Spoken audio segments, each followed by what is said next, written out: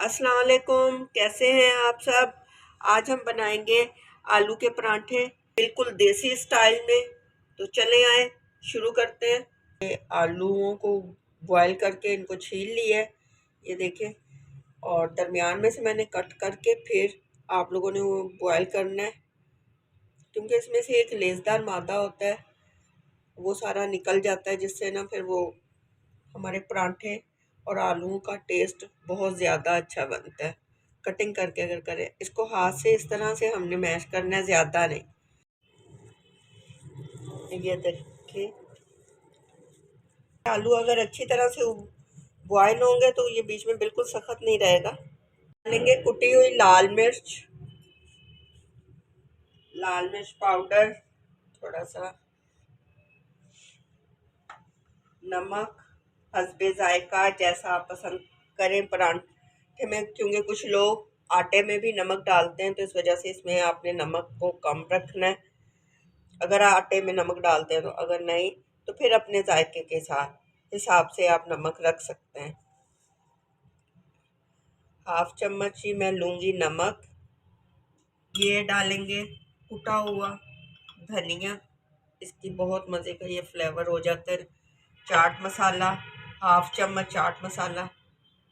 चटपटे से हुए हमारे ये बन जाएंगे फिर आलू के परांठे, और सुबह सुबह नाश्ते में बच्चे भी खुश, बड़े भी खुश। अच्छा, साथ ही काली मिर्च पाउडर हाफ चम्मच, ज़ीरा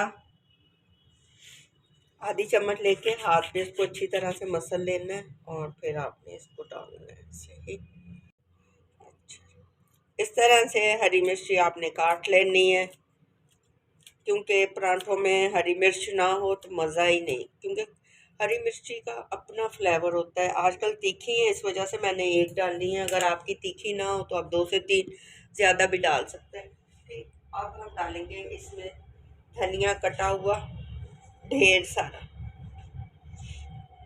क्योंकि इससे परांठों की बड़ी प्यारी लुक आती है और खाने में भी बहुत अच्छे लगते हैं। अच्छी तरह से अब इन सारे मसालों को आपने मिक्स कर लेना है। अच्छा, इसमें एक चीज़, प्याज, कुछ लोग प्याज डालते हैं, कुछ नहीं डालते। अगर आप डालना चाहते हैं तो डाल सकते हैं, वरना इसके मैंने नहीं डाला यहाँ पे, वरना आप चॉप करके प्याज डाल सकते हैं। ये देखिए, मसाला अच्छी तरह से हमारा मिक्स हो गया। अब हम चलते हैं पेड़ों की तैयारी की तरफ। इस तरह से आपने छोटे छोटे पेड़े करने हैं। ये देखें,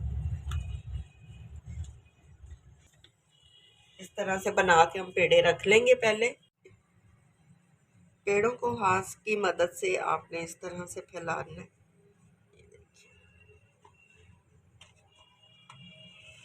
अब हमने 2 छोटी छोटी रोटियां बना लेनी है, और झटपट से हमारा ये झटपट से आलू के परांठे तैयार हो जाएंगे, और फिर हमारा नाश्ता शुरू। ये लीजिए, बेलन से इसको थोड़ा थोड़ा फैला लें आप। इस तरह से आपने आलू का मसाला सेंटर में रखना है, और इसको अच्छी तरह से फैला लेना है। किनारों पे नहीं लगाना, ये किनारे आपस में जुड़ेंगे नहीं, किनारे खाली रहने चाहिए। इस तरह से ऊपर रखकर आपने हाथ से अच्छी तरह से प्रेस कर लेना है। ये देखिए, ये हमने किनारों को अच्छी तरह से प्रेस कर लिया। अब चाहे तो आप हाथ से बढ़ा लें रोटी को, इसको उठाना है, चाहे बेलन की मदद से। अब इसको हमने फैला लेना है इस तरह से। सर्दियों में बहुत शौक से आलू के परांठे खाए जाते हैं। ये देखें, कांटे की मदद से भी हम इस तरह से प्रेस कर सकते हैं किनारों को। सही, हमारे अच्छी तरह से किनारे बंद हो गए। अब हम इस रोटी को बेल लेते हैं, थोड़ा सा बेलन की मदद से, बिल्कुल आहिस्ता आहिस्ता। ठीक,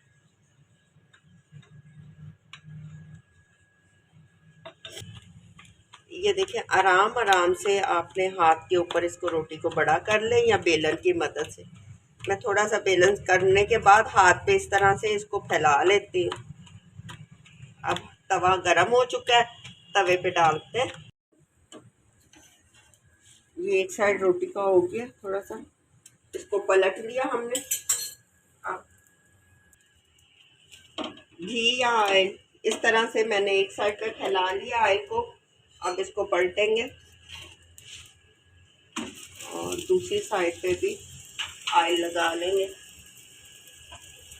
आग को तेज नहीं आप लोगों ने रखना, नॉर्मल आग पे हो। यहाँ पे भी ऑयल लगा लेंगे।